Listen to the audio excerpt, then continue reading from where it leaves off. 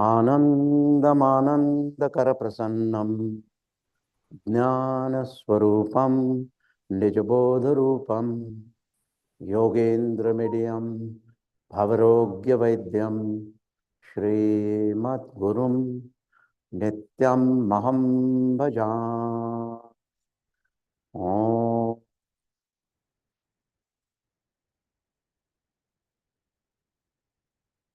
I bow to the indwelling spirit of humanity. मैं सब संसार के आत्मजन को प्रणाम करता हूं।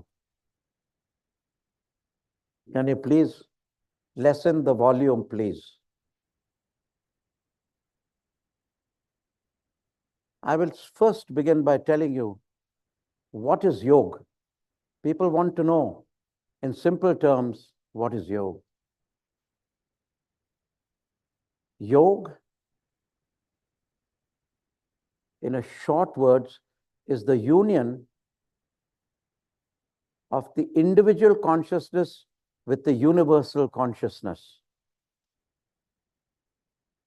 Yoga is the union of Jiva with Shiva, the universal consciousness.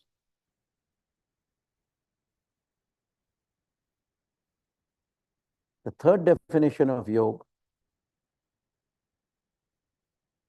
it is an inner ascent.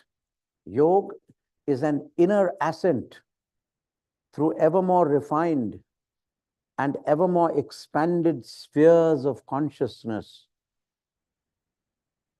through ever more expanded spheres of mind and consciousness, to get to the consciousness, God essence, that lies at the core of your own being. So it's an inner journey. How do we know that we are making progress on the path, or we are a master of yoga? Patanjali has put it with one stroke of his pen: Chitta Vritti Nirodha. And I tell you, for everyone to understand, it's simple. How do we know we are enlightened? How do we know we have got moksha? It says, freedom from mind is moksha. You tell me, is it so simple? I tell you, try to free yourself from your mind. Try to be still and have no thought crossing your mind's eye, and you will see it is impossible. It takes years and years and lifetimes to conquer your mind. And he who is the conqueror of his own mind is the conqueror of the universe. This is a fact which is true.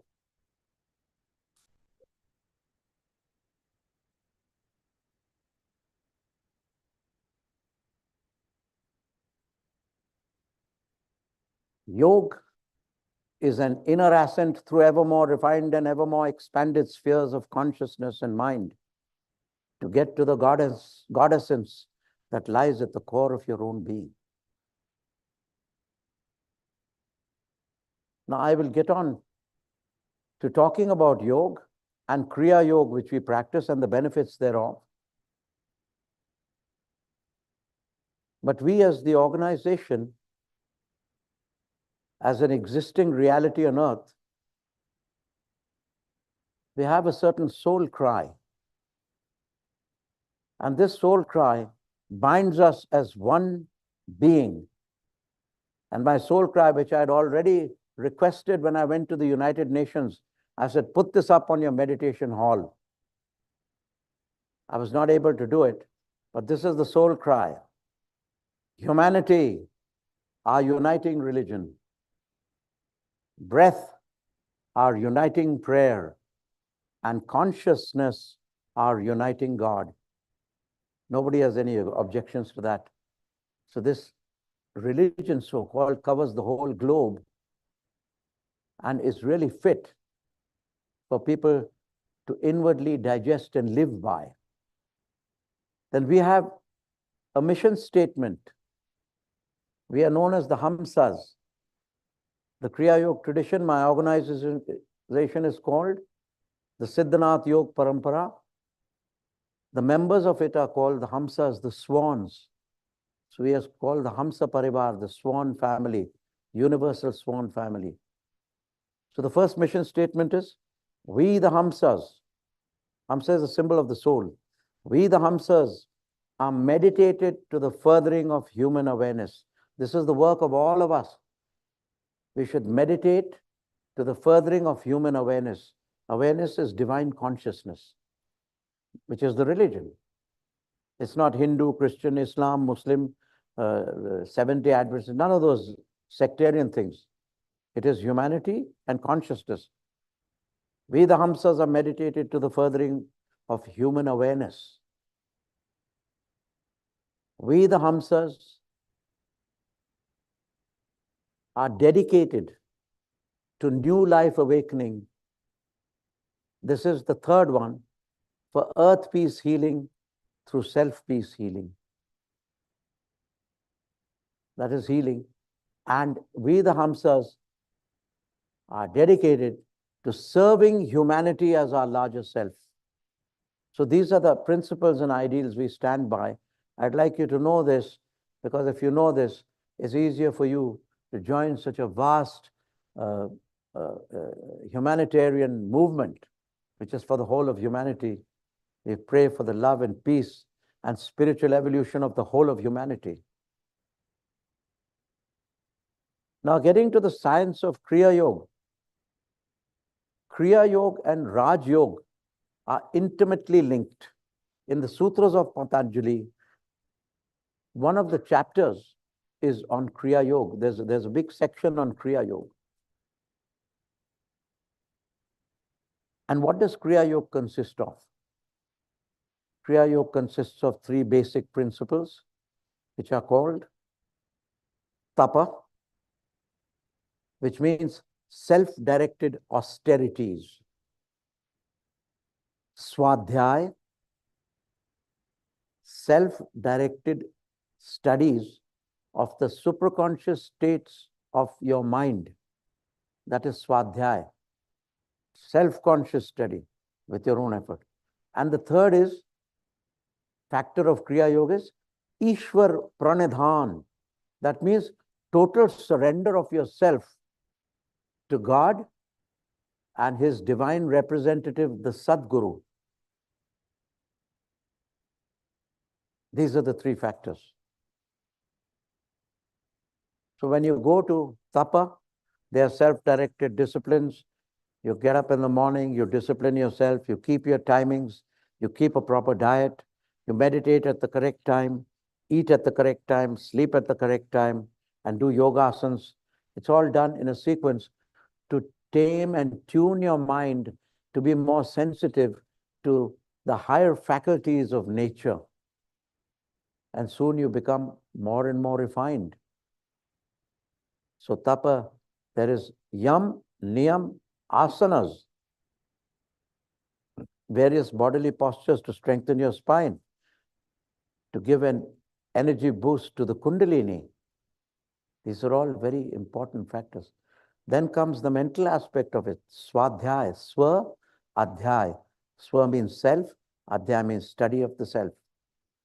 So we start with studying our mind, and then when the mind purifies, it merges into consciousness, and we cannot study consciousness. Then we start experiencing the subtler and subtler states of consciousness.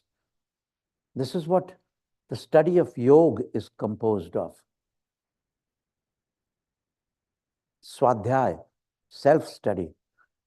And then when you reach higher and higher states of union of the individual soul with the universal spirit, the individual consciousness and the universal cosmic consciousness, then what is there to do? There is something you can do. Surrender at last the feeling of I amness and I-ness, the ego. Surrender it to the Supreme and merge in the divine cosmic essence of reality.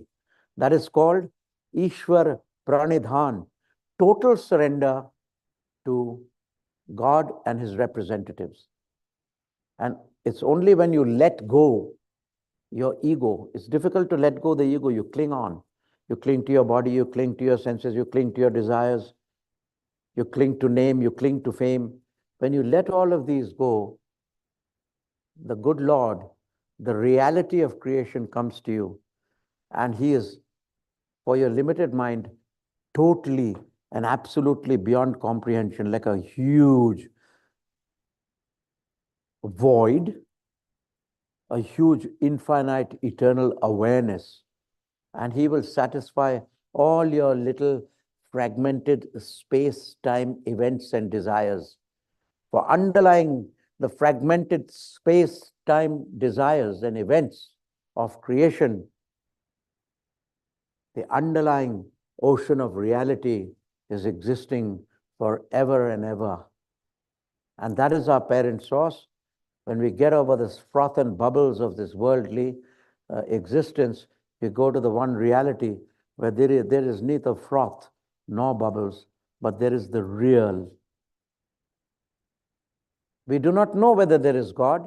We do not know whether there is not God or whether there is God. So what I propose to present before you, that there is certainly one reality permeating the whole of creation and beyond creation, who overlooks creation.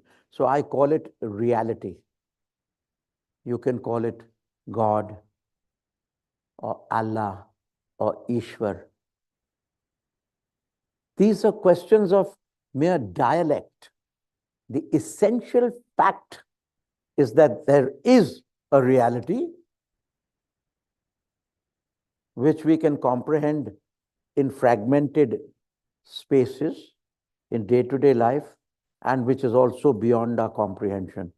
That is the reality which frees us, gives us total freedom from the pain and sorrow and death and disease of this world. And if one person can achieve it, all of you can achieve it. There's hope for you all.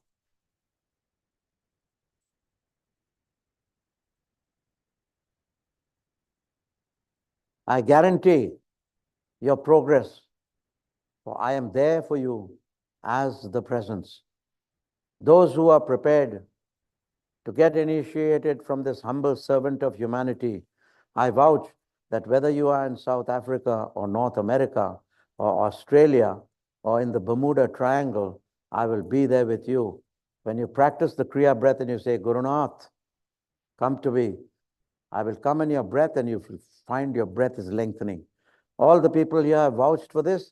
They have experienced it not once, but 100 times. And so also will you experience me. I am the servant of humanity, and I am there for you as the presence. I am there, not physically, but my spiritual essence will be with you if you are initiated. This is the service I offer to mankind. Now, on this path, the Kriya Yoga process has definite techniques. You have to do the whole sequence of this package of Kriya Yoga. It's very, very scientific. Why people get stuck on the path, some commit suicide, some leave meditation, and some, because they haven't been given the whole process. It's not scientific. So the whole rim, the whole circle has to be done. The process is, first we begin with Omkar. That is the birthing hum of creation.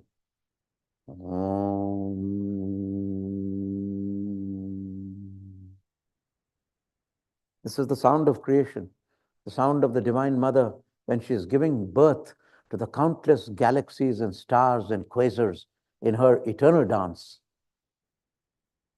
And as she dances, she spins around the whole universe in a glorious dance. And what is the girth? What is the limit of the circumference of her dance? What is the limit of the outer borders of her skirt? 14.7 billion years. 14.7 billion years in light years. So therefore, this is the vastness of creation. Our whole creation is 14.7 billion years ago. The sun is 8 billion approximately years old, and the earth is but a child, 4 billion years old. So all these things are very necessary to understand. Humanity first got its spark of devotion to God at the human level when the first nursery of adepts was formed on this planet Earth. When the great lords of flame came in their chariots of fire, when the great lords of flame came in their Markaba. They talk about Markaba, they don't know what it is. It's a chariot of fire. 11 million years ago.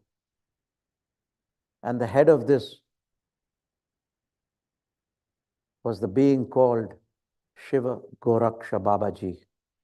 He established this nursery of adepts, this hierarchy of adepts.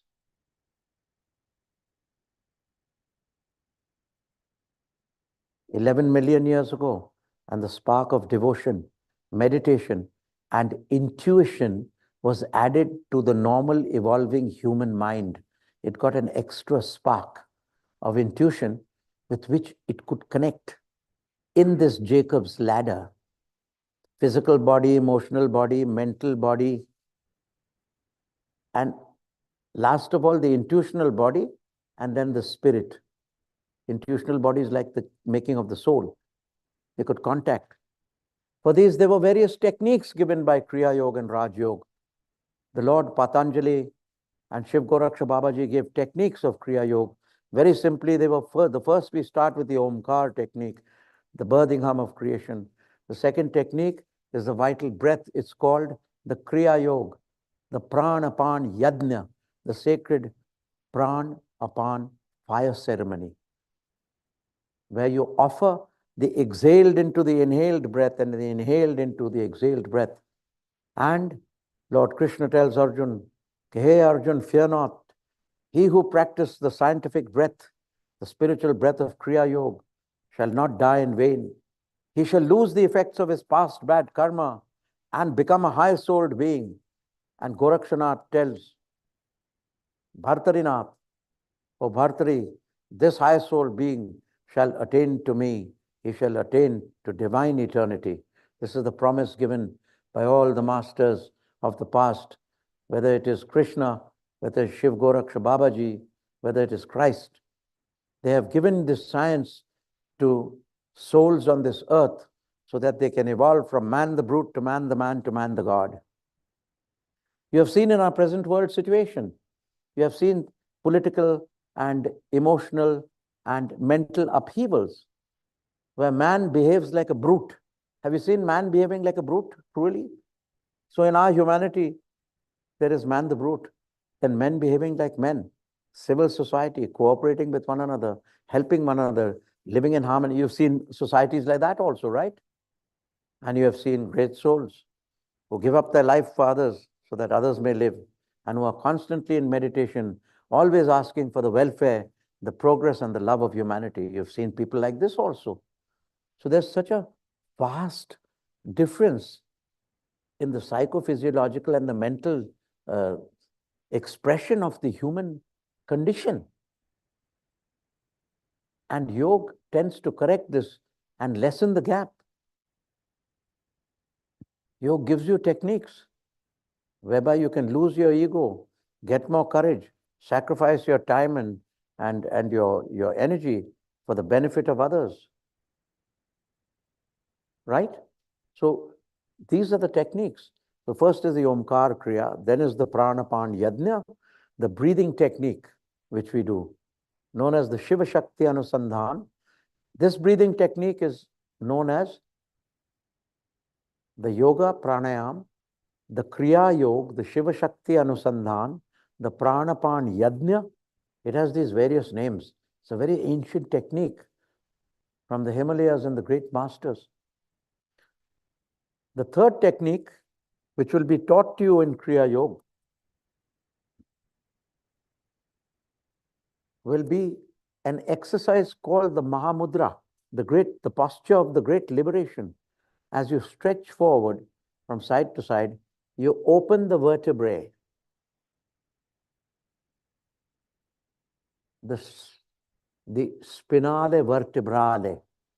When you open and stretch it, the conscious energy, the consciousness in you enters in a purified state and moves up to the brain cells, vivifies them, and then moves down, and then moves up to 6 cosmic meridian points called the plexes. They are also called the 6 lotuses of the 7 heavens existing within man. They're also called the chakras. In America, they can't pronounce chakras, so they say chakras, right? Is that the correct pronunciation? Chakras, the pranic lotuses. So this is the second. The third process is the Mahamudra, where you extend your spine and enable the consciousness to merge into the supraconscious state. In the third stage, the energy lies at the bottom of the spine,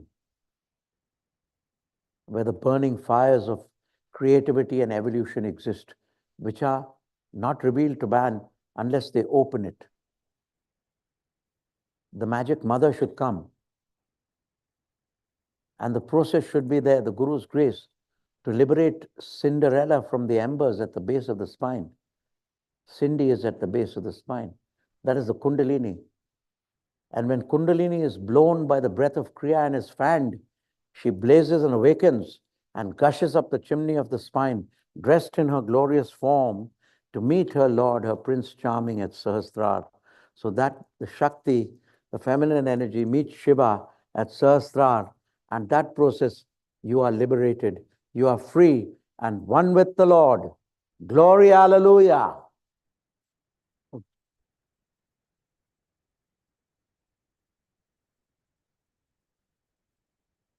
Then we go on to the other technique after Mahamudra. You go on to other mudras. We have to get rid of various factors. First, we have to get rid of the fear of death and overcome death. The fear of death is got rid of by the grace of the Master, the Sadguru, and by practicing Kriya, focusing on the root chakra at the bottom of the spine. Gradually, by practicing this divine breath, you overcome the fear of death and ultimately death itself. The next obstacle which you have to overcome in Kriya, while practicing Kriya, is the duality of desires, love and hate, joy and sorrow, which keep your mind in oscillation. So if the lake of your mind is always has the waves of love and hate, joy and sorrow, can you see the moon of your delight in the ripples of your mind's lake? You have to stop the ripples of your mind's lake to behold the moon of your delight. And to do that, the practice of Kriya Yoga, Nabho Kriya, is very, very essential. That is the next technique. They're very scientific techniques. That's why I'm explaining what each technique does. After overcoming all frivolous desires, love, hate, wanting of material things, you grow out of it. And they hold no interest for you because you are searching for the eternal. What is that? What are we searching for in yoga? What is the answer the yogi asks? What is you ask, I'm fed up of all this Varari and this and boyfriend and girlfriend and joy and sorrow. And they say, and tell me God, or tell me. You ask the yogi, what is it by achieving which I can achieve all? What is that? The answer comes, God is that by achieving whom you can achieve all. What is that? By which all my desires will be fulfilled. That one and only, the Lord God is that. Your inner reality is that, by achieving and realizing which all your desires will be fulfilled. I'm satisfied. Let's get on. Let's move on. Go on to the goal. Come to me and get empowered and initiated. I will be there for you and lead you along the path, step by step, as I'm doing this very moment, explaining you all the techniques, step by step, and leading you on to the science of Kriya. As I speak, I'm stilling your mind. I'm already transforming you, removing the pains in your body and stilling your mind. Let go. Open the heart. So after the Nabo Kriya, the desires, the hatreds all dissolved. Then you come to the heart center, where you have a technique in yoga where the ego is dissolved. So the ego, you slay the dragon of the ego. The dragon of the ego.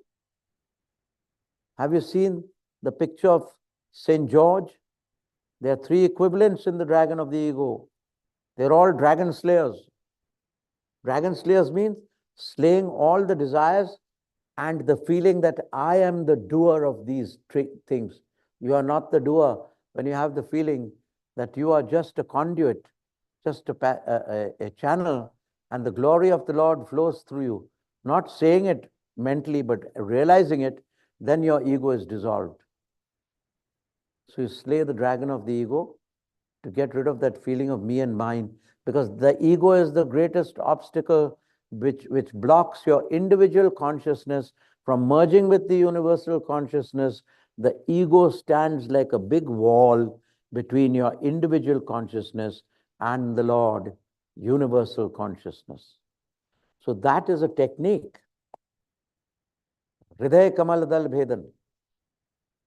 Then you have the third wall which comes, the individual ego dissolved, then your entry to the final state where you have to dissolve that final ego, the cosmic ego, where you realize all of this is me. That is done at the last state. It is done in the state of samadhi called the Dharma Megh Samadhi.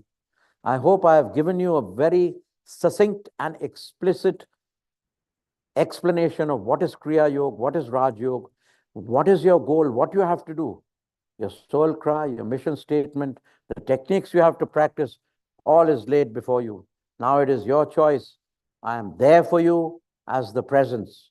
The more you depend on me, the more you depend on Guru Nath, the more you depend on me, the more dependable I become to you. Om Namah Shivaya. Now I will take question answers from the people, whatever questions there are. You must let me know, just give me an idea of how much time has elapsed since I spoke, 20 minutes, 25 minutes or something, or 15 minutes or what? How much time has elapsed since I started? 10 minutes. I think that's more than enough. If I give them more, they'll get indigestion. It was a very compacted speech. We have some lovely questions from the YouTube audience. Yes, questions from the YouTube audience. Yes. I would also invite questions from the in-person audience who is in front of me. So do it your way. So the first question from one of your subscribers named Andriha Radhika. She asks, Gurunath, how can we tell true gurus from false gurus? What are the signs of a true avtaric being? And how can we be sure there are no evil demonic forces at play? So she's asked 3 questions in one. Yes. She has asked, how can we tell true gurus from past? Who is this person? Her name is... What's the name? Her name is Andriha Radhika. Andrija Radhika. Radhika I heard. I didn't hear the first name. Andrija or Andriha. I'm not sure the pronunciation. Rita. Yeah, Andrija. Andrija Radhika. From where? I don't know from where. Okay. Maybe from Spain, Tenerife, from Spain. Okay, anyway. So the first question is, she has asked. It's a he, I'm sorry, not a she. Okay. It doesn't matter. The soul has no gender. Before me, I see sitting a divine soul sparkling with the Lord. I don't see any male or female. There's no difference. We always see the soul of a person and not his outer garment. That is just a vesture. Yes. So how do we recognize a true master? Then? How can we tell a true guru from a false guru? What are the signs of a true avtaric being? And how can we be sure there are no evil demonic forces? No, you have to go slowly because I have to hear there's a distance. How can we tell a true guru from a past guru? False guru. Yeah. Then second is? What are the signs of a true avtaric being? Avtaric being. And then? How can we be sure there are no evil demonic forces at play? How can we be sure that? There are no evil demonic forces at play. How can we be sure that there are no evil demonic forces where? Like from the guru, from the person that they're seeing, Huh? from the guru that which they're watching, that they don't know. How So can we they be feel sure that the guru might be a demon in disguise of a good guru. That's what she's saying. Yes. Now that's her karma. Or his karma. Now first, she has asked a question, how can we realize a true master? A true master, whoever he may be, I advise you, go to all the people and the masters in the world. But there are certain litmus tests of the true master.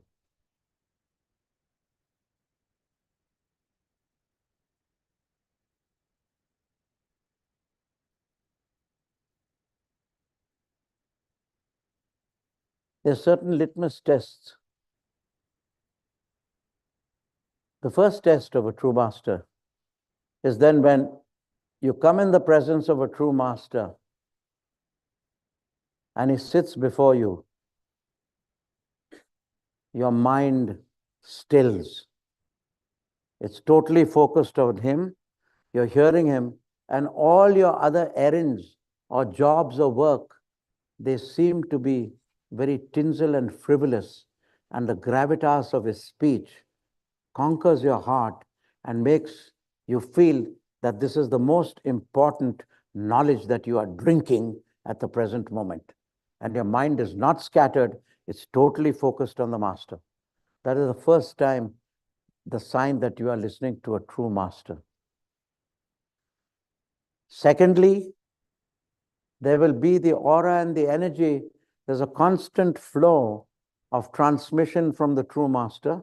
Some feel it more, some feel it less according to their receptivity, but all feel it. There's a constant transmission. And then to the more advanced of you, you feel, this is it. I have reached home. I couldn't want better. And then as you practice, the third thing, when he gives you the experience, you feel, I have quenched the thirst of the ages. I have reached home. So when during your association with that Guru Master, if you feel these things, then that is a true master. I don't feel a true Guru and a master. About false Gurus and false masters, I do not want to speak because there are none, because they are not masters. If you don't feel this sign of stillness of mind, the true master can still your mind at any moment. With a wave of his hand, every thought will be scattered out. That is the mind. That is the thing of a true master.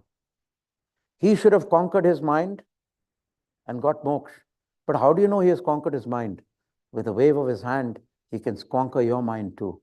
Although you have not conquered it, sitting in his presence, when you associate with him, you will also become still. The sign of a true master is this, listen carefully. You are the disciple, and I will call you mind for all practical purposes, okay? I am the Sadguru. I will call myself consciousness, right? Listen to my equation, my principle, the law. When I say mind, it means you. This is the sign of a true master, a Sadguru. Sadguru is referred to as undifferentiated consciousness, okay? You are referred to as mind. If any mind is attuned to an undifferentiated, even consciousness, then that mind shall become that consciousness of stillness to the degree of its attunement with that consciousness. If any mind is attuned to an undifferentiated consciousness, then that mind shall become that consciousness to the degree of its attunement with that consciousness. This is as great a maxim or formula or principle as any. except this is made in the spiritual realm. Archimedes made it in the realm of matter. Then there were other equations. This is a phenomena of its own. Anybody want to ask any questions? Have you understood? And that's what's happening. Some of you are totally gone because you're totally surrendered. Some of you are totally, and there's little disturbance. So you're not so totally. That's happening now. It's happening now to you. Who all is getting the still mind? Raise your hands and look around. The people in the front, look around, the newbies. Look around, look back. Your mind will become still. There will be no thought like, I have to do this, I have to run errands. You're totally focused on the master, and there you are. Gurunath, Yes. there's another question from YouTube. Are we still carrying on the public this Yes. thing? Yes. Yes. Miss Shweta Sharma asks, Gurunath Pranam. Shweta Sharma. Shweta Sharma. Okay. Whenever I need you, I just call you in my heart and I can feel your presence immediately. Does this mean I am being accepted as your disciple and you will be with me forever? So did you hear it? I can repeat it. There's a disciple called Shweta Sharma. She says, Gurunath, whenever I'm in need or whenever I call you, I can feel your presence in my heart. She didn't say whether she feels it as the breath or a lightness or an energy transmission she feels. And then she says, does this mean that you have accepted me as your disciple?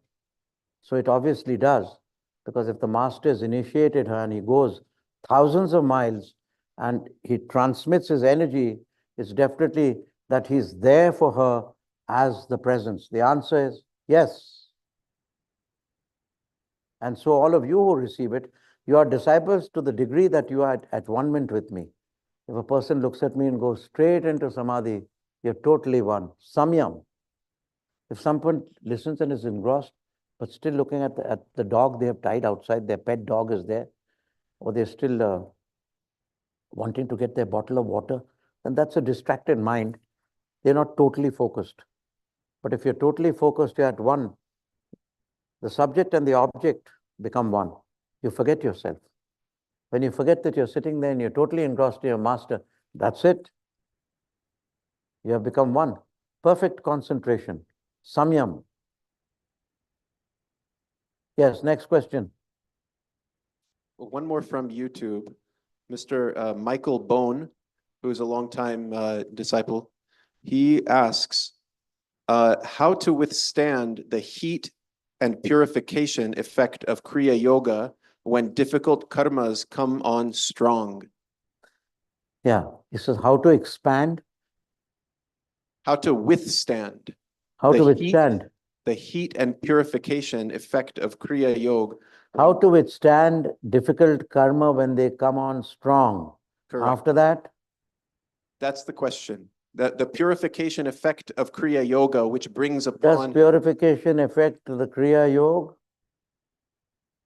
Which purification is he talking about? The purification that comes as a result of Kriya Yoga, which causes difficult karmas to come on strong for him.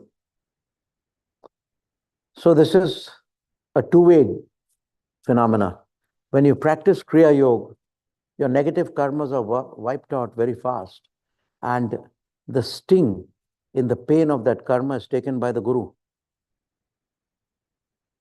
Like you have bad karma, you're going to undergo a car accident, and you've been practicing Kriya and you have faith in your master.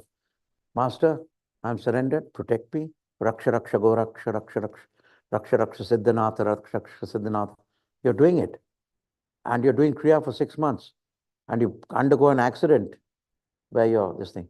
The accident will happen. Your leg, which was to break, will not break, it will be sprained. So Kriya will lessen the impact of your bad karma which is to happen. It may not totally eradicate it, but it will lessen the impact of your negative karma. And if it is a death thing, it is high command. Many people have been saved from death itself.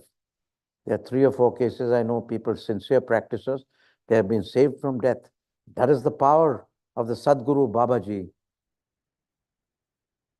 the all in all. How many people here in the in-person are new? They've come the first time. Raise your hands. The new people? Yes. Yeah. So it's good to get a response from the new people because I'm giving you something totally different, which other gurus don't give, like breathing through your breath, or you feeling the transmission.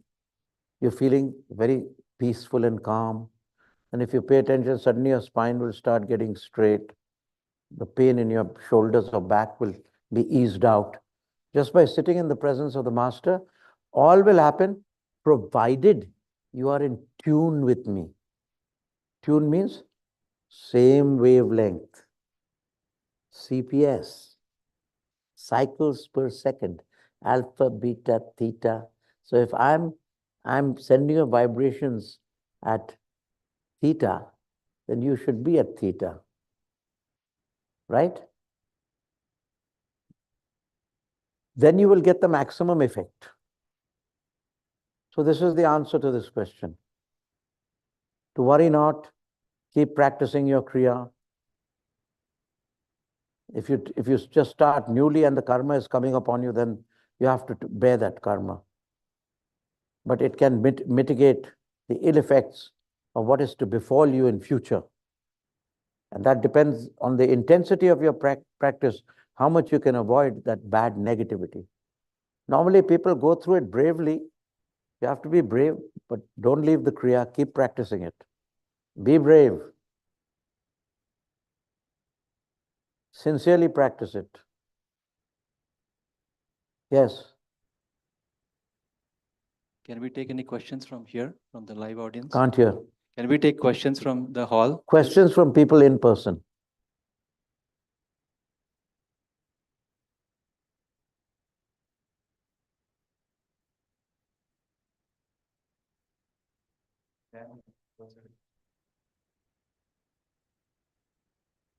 Gurunath, the no mind is so strong. Could you take away the burning in our eyes when we're focused on you? Translate through the mic louder. The no mind is so strong that it's making What is so strong? the no mind.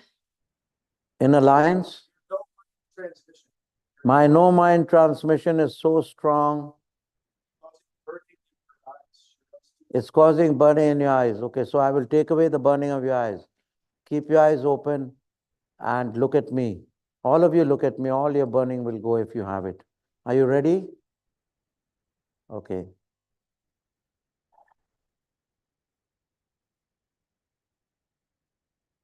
So now, is the burning gone? Is your burning lessened or gone? Yes. How many else had burning and it's gone? Is the burning gone? Okay. Just with the wave of the hand. He's using the life force energy, the pranic energy. This is also a sign of a master, that he will do this. So he has to be able to give Shivapat, Shaktipat, and Pranapat. Shaktipat is the transmission of energy to evolve your Kundalini, to awaken it. Pranapat is breathing through your breath, which I can give some time. And Shaktipat is making you giving you an experience of my state of my state of consciousness, transforming your mind to my consciousness. That is what is the litmus test. That's the linchpin of the master has reached enlightenment, where he can not only still his own mind, but he can still the mind of the disciples and implant in their mind instead his consciousness, which is their consciousness. Because we are one. At the level of consciousness, humanity is one.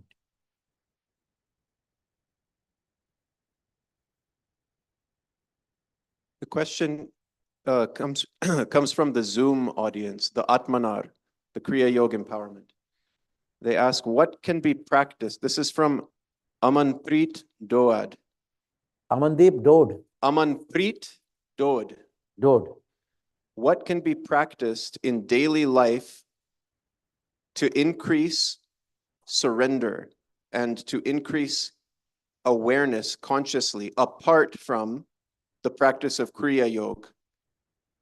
Yeah, okay, I read the sentence, but the crucial, what can be factored? What can we do to increase in our daily life? No, read like this. What can we do? Continue. In our daily life Yes, what can we do in our daily life? to increase surrender or submission to the Guru and conscious awareness apart from the practice of Kriya Yoga. So what can we do in our daily life to reduce the ego, the arrogance? He wants to reduce the ego and the arrogance, the humility. Be humble to all the people all around you. Kriya Yoga is, in any case, reducing your ego. You want to reduce the ego, right? Did he use the word ego or did he use the word humility, Dan? He said surrender. How can we Did he surrender use the to word, what does he want to reduce? So if he wants to have surrender to the Guru, practice the Kriya Yoga with diligence. All those techniques will make you surrender to the Guru. You don't have to surrender to this Sadguru because he's already in your breath. Wherever you may be in the world, he will be breathing along with your breath. And you will experience this firsthand.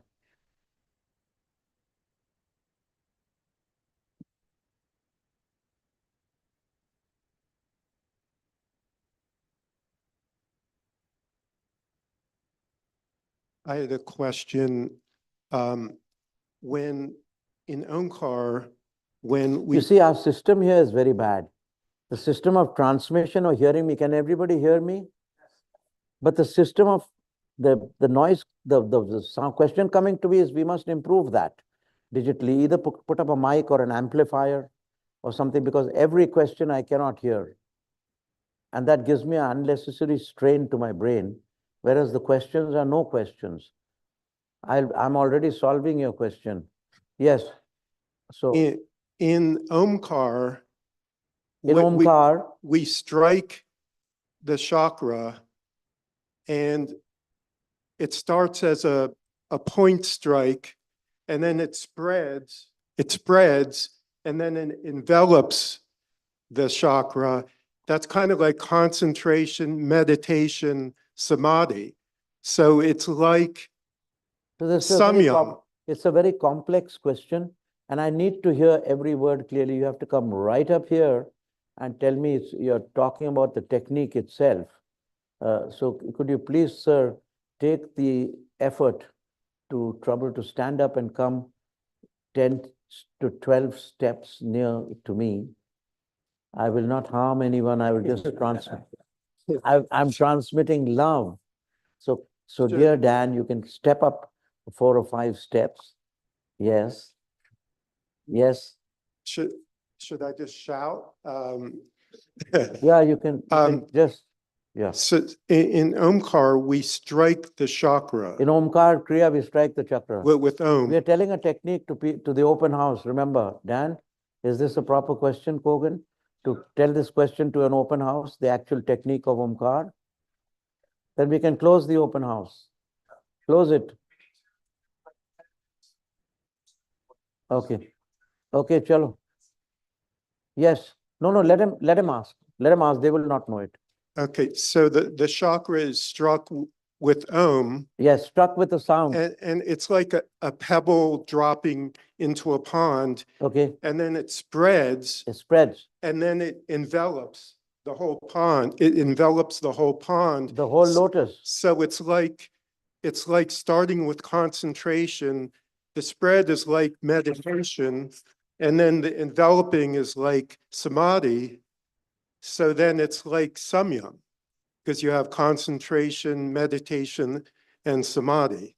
So you wouldn't can that do be? a samyam. So that would be like samyam. You can do samyam in every Omkar. It depends upon the degree of concentration applied, the faculty of exclusive attention. In every chakra when you chant Om, that is you, the chant, and the lotus in which you strike the Omkar, be one. Om. That means you are the sound. You, the sound, and the petal are one. Om. That is drishta, drishti and srishti of that. The seer, the seeing and the seen all become one. So that you have accomplished that to the fullest degree in every center, in all the seven heavens. I was very curious. Like in India, we have a name for the seven heavens. Om Bhuva Om Bhuva Om Swaha Om Maha Om Jana Om Tapa Om Satyam Om Tat Savitur Vareniyam Bhargo Devasya Dhimahi Dhiyo Yo Naha Prachodayat Om Aap Jyoti Rasa Amrita Brahma Bhur Bhavas Svrom. So also in the Islamic tradition or Christianity, do you have the names of the seven heavens? Or they just say there are seven heavens? Have they given the names? No, they have not given. They've just said it's a heaven, seven heavens or Jannat. So that's your answer, sir. You can do a degree of concentration applied. Mind your mind to the sound. Bind your mind to the sound. We have a question from David Wickline. Are the people here, the new people who've come, are you able to understand what I've said so far? Have you been able to understand? It's not difficult. Is it? You didn't understand? Or little you understood? You understood a lot. Yeah, you look wise. This side, you guys? You understood? Okay. Gurnath, since we have many new people here in the auditorium as well as online, could you talk about the benefits of the Kriya Yoga practice? On one hand, the components of it, pranayama and mantra and concentration, which have undeniable physical benefits, but can you also comment on the spiritual benefits? I'm sorry, I cannot understand.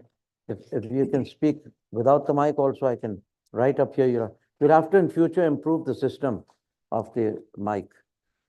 Gurnath, since we have many new people. Softer if you hold it a little away, yeah. Since we have many new people here tonight. Since I what? Since we have many new people Since here. I have many new people. Right, here tonight. Here tonight. Online and in your presence here. In my presence here and online. Right. Could you talk about the benefits of the Kriya Yoga practice? When you look at the components of it with pranayama and mantra and concentration, there are obvious physical benefits from the practice, but can you also comment on the spiritual benefits of the practice? Okay. So, according to me, I have spoken about the spiritual benefits of the practice, that it goes through various layers. Here are the spiritual practices of the benefits of Kriya Yoga, that as you practice the breath, at the bottom of the Kriya Yoga, at the bottom of your spine, sits the little divinity, and she is the power of the universe. She is called Kundalini. And she is sitting by the embers of the fire of the bottom of the spine. She is called Cinderella, the lady of the ashes, the lady of the cinders. And when you do Vanshi, when you do the Kriya Yoga, you're fanning the embers and you make her rise. The Kundalini, she rises through the chimney of the spine, rising through every chakra, the seven heavens, to meet her Lord at Sahasrara. So Shiva is consciousness here. So with her, she takes her own awareness in her womb, which is our consciousness, which is we as souls. So she engulfs us, each individual soul of ours, and takes the mother, takes in her womb the soul, our souls, and merges it into the Father, which is Shiva. This I have given most beautifully and graphically. The benefits of Kriya Yoga are holistic. I mean, for the body, we do the yoga asanas. In Kriya Yoga, we do the Mahamudra. stretching the spine. The secret of youth is a flexible spine. So we do this, the Mahamudra and other asanas. Then the pranayam is known as the fire ceremony of the yogi. It burns all past evil karmas. Krishna has told Arjuna of the benefits of Kriya Yoga. O Arjun, he who offers the exhaled into the inhaled breath and the inhaled into the exhaled breath shall lose the effects of his past bad karma and negativity. He shall become an high-souled being. He shall attain to me. So this is, what more benefit do you want than to become the Christ himself? This is a tremendous benefit of Kriya Yoga. And so does Gorakshanath tell Bhartarinath.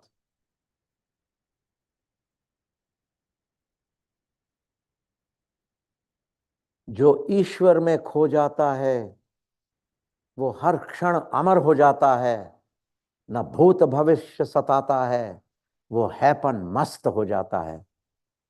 How many understood? Raise your hands. At least 5. Yes.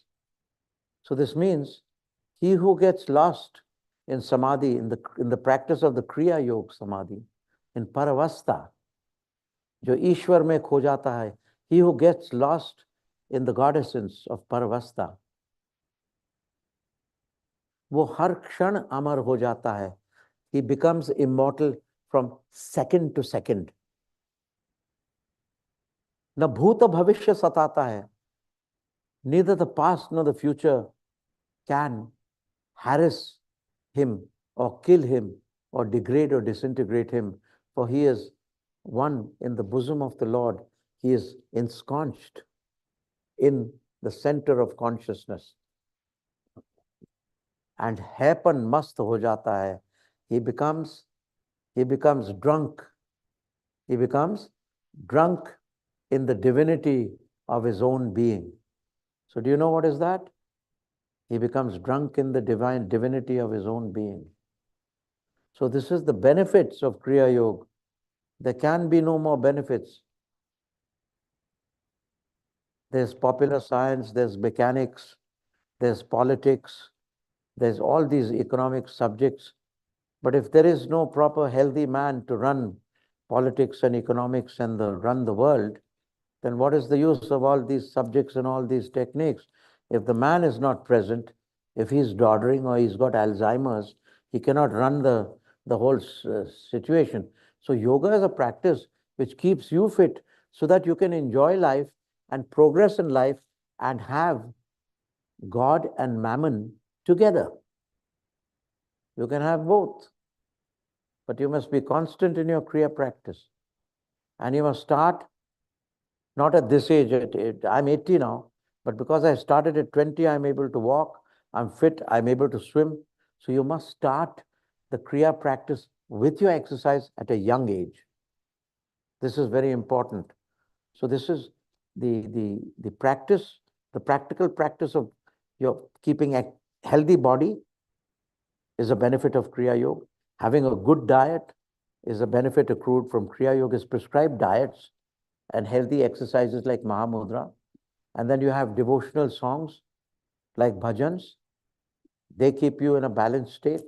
And then you have the cleansing of the mind techniques of Kriya Yoga, like the Omkar Kriya, the Nabho Kriya, then the Hridaya Kamal Dal Bhedan, Shivanetra Bhedan, that is the penetration of the Brahma Granthi,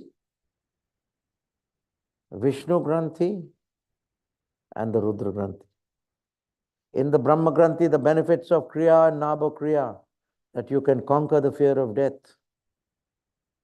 In the Vishnu Granthi, Hridaya Kamal Dal Bhedan is, the benefits of it is that you can conquer your ego, which is the greatest obstacle between the individual and the cosmic consciousness. They're huge. These benefits are huge. They're stupendous. You cannot even comprehend them as I'm talking to you. But you must set your shoulder to the wheel. Practice, practice, practice. It's a key of success. So this dissolves the ego. And this, the final veil of illusion, delusion, and error, the Rudra Granthi Vedan, which is the Shivanetra Vedan, that unveils the edge of time, and the final space-time continuum, which is the web of delusion, which separates the enlightened being from the supreme God essence. Even the enlightened being is not finally enlightened. He's enlightened to that state of the Prakriti layer, merger in the whole of creation. When that veil, when you unveil that from your mind's eye, because that state before the unveiling is like a clean mirror. You can see your image and the image of God through a clean mirror of divine mind. But when you break the mirror itself, the mirror of the divine mind, behind that is the eternal spotless sky of divine consciousness. So even a person who sees his own divine image and divine mind in the Sabikalp Samadhi is enlightened in divine mind. But the ultimate enlightenment is when you break the mirror of the mind and take out all reflections and go into the divine consciousness. That is the final state. And that state, Kriya Yoga takes you up to. It is not Kriya Yoga. That is the state of Raj Yoga. And they are linked. These are the benefits of Kriya Yoga.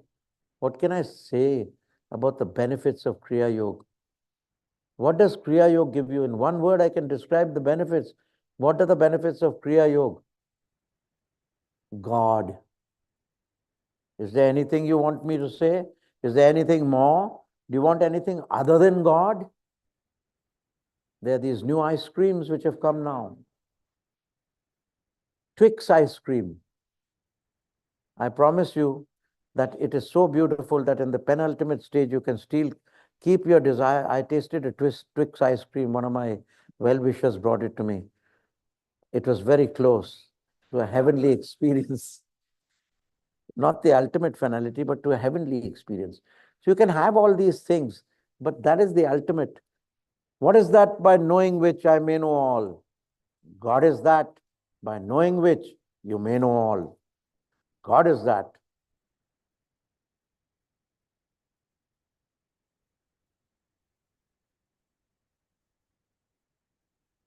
The isness of the zero, not zero. So we in my teachings, I don't say God and Ishwar and all this. I just say the reality. And and you are relativity. So it's a constant urge, a constant yearning for relativity to be in reality. Relativity, I just wrote, Stephen Hawking said that you don't need God for creation. And I'm saying that relativity cannot exist without reality, just as the waves, no matter how high, cannot exist without the ocean. So also relativity and creation cannot exist without the ocean, which is reality. The waves cannot exist without the ocean. So also relativity and creation cannot exist without reality.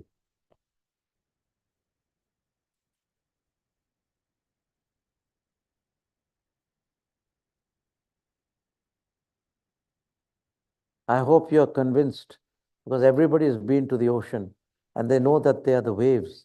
Everybody is excited about the waves and they get lost in these waves. The tube wave, the tunnel wave, the high wave. But in that excitement, they forget the ocean, who is the underlying factor of all surfing and all waves. So you have to surf into the stillness,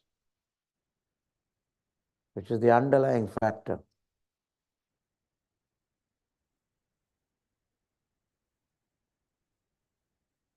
Would you like another question?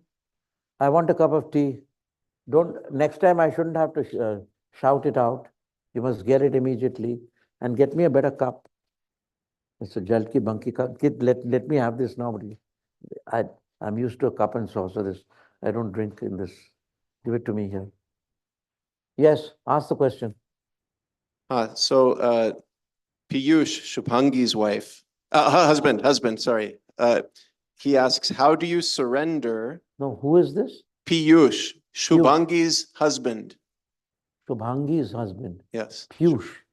Okay, Piyush, yeah. okay. From Foster Piyush. City. Yeah. So he asks, how do you surrender when your ego is too strong and doesn't let you fully surrender?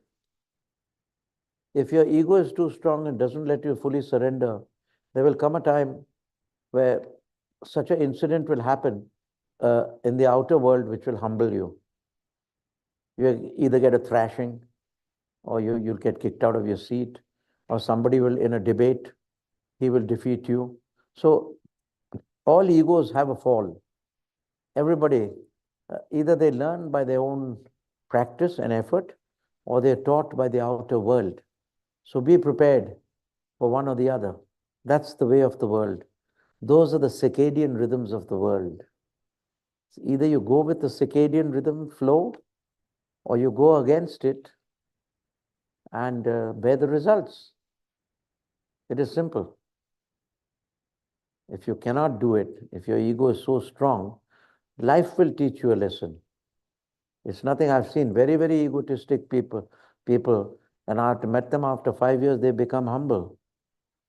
Because one had a tryst with his destiny. One fellow got out of a bout of a terrible cancer. Some fellow got some gangrene or something. So when they have all these things, nature humbles you.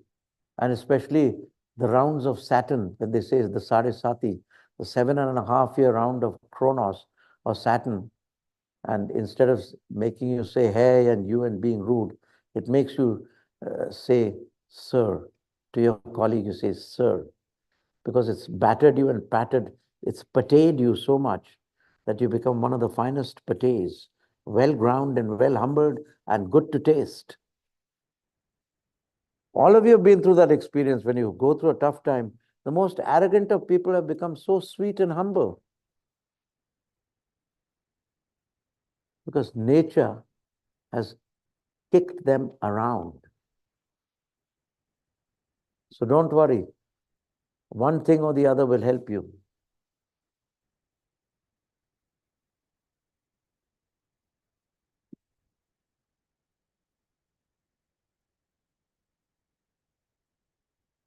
You must tell me when I have to start with the initiation. You must tell me when the open is over. I wish it now. So thank you for joining us from YouTube. Please follow the link if you wish to join the Kriya Yoga Empowerment. And that will start